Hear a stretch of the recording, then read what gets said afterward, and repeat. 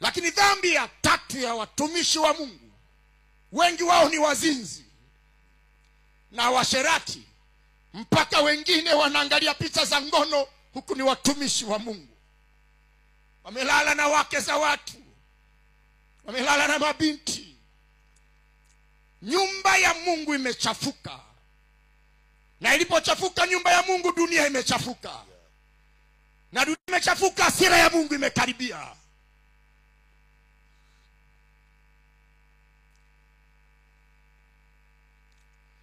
Dhambi nyingine inayofuata ni matumizi mabaya ya sadaka, na mpaka sadaka za Mungu nyingine zimetumika kuonga wanawake.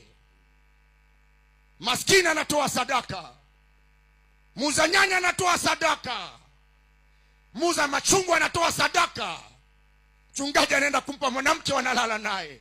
Dhambi za makuhani.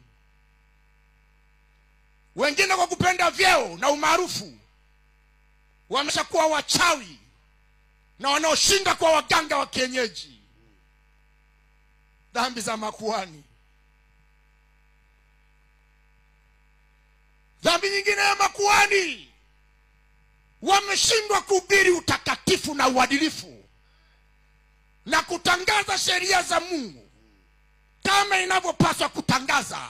Wamepunguza maneno yake. Niongea na Tanzania sasa. Tutakujua nchi hii tunaenda kupigwa muda sio mrefu, na wale sababisha ni watu hawa. Wa kwanza ni makuhani, na wale makuhani wa kweli kwenye taifa nguvu zao ni ndogo.